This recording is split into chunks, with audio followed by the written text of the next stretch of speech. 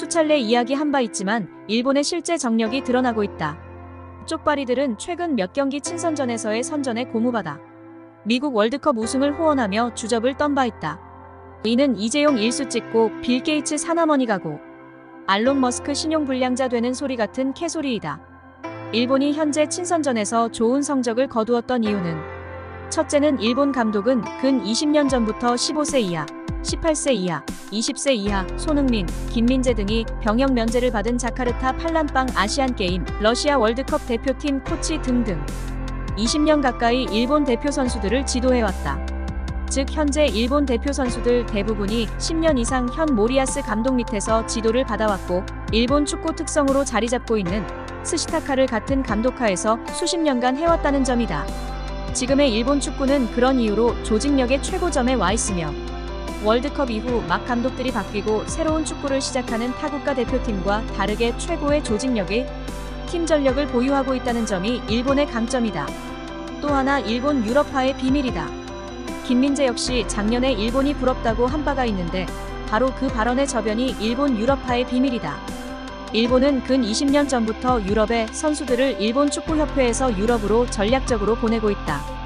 구단에서도 이적료를 포기하고 거의 공짜로 유럽의 중하위권 클럽으로 보내주고 있으며 심지어는 중소형 유럽 구단이 연봉이 일본에서 받던 연봉보다 작기 때문에 그 차이 연봉까지 일본 구단에서 보존해주면서 묻지마 따지지마 유럽으로 선수들을 밀어내기 수출을 하고 있다.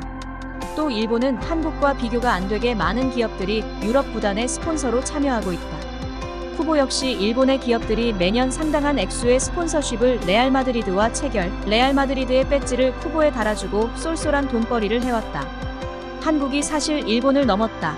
어쨌다. 국뽕 채널에서 깝죽대고 있지만 일본과 한국은 상대가 안 된다.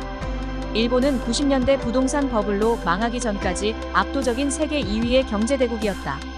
학문이나 스폰서십, 문화예술 컨텐츠 판매량 등등 거의 모든 부분에서 리스트를 체크해보면 5위권 안에 일본이 안 빠지는 곳이 없다.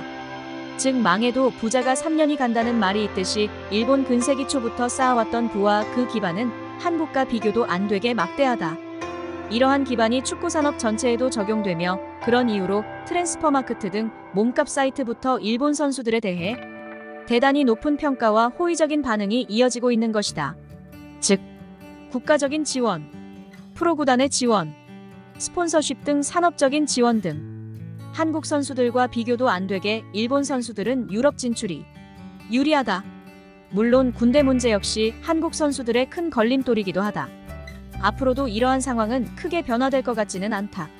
현재 상황으로 보면 일본보다 한국이 먼저 망하게 생겼고 경제력으로 일본을 앞지를 날도 한동안 없을 것으로 보인다. 하지만 그렇다고 한국 축구가 일본에 지속적으로 눌릴 것이라고 볼 수도 없다.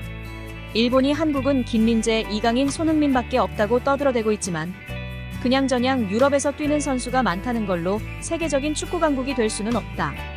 유럽, 중남미 국가는 선수 대부분이 다 유럽 리그에서 뛴다. 당연한 거 아닌가? 유럽 선수들이 유럽에서 뛰지.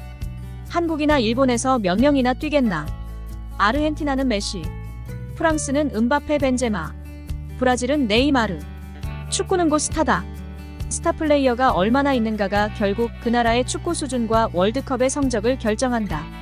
시스템이니 뭐니 떠들지만 그것보다 중요한 건 얼마나 축구 열기가 있고 좋은 자질을 가진 선수들이 최고 수준의 스타로 성장하는가가 그 나라의 축구 수준을 결정한다.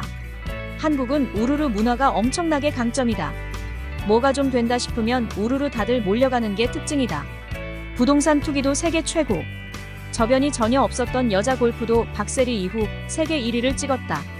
현재 아이들 사이에선 어린이 축구 교실이 최고의 인기이며 골을 넣고 손흥민을 세러머니를 따라하고 이강인의 팬텀을 따라한다.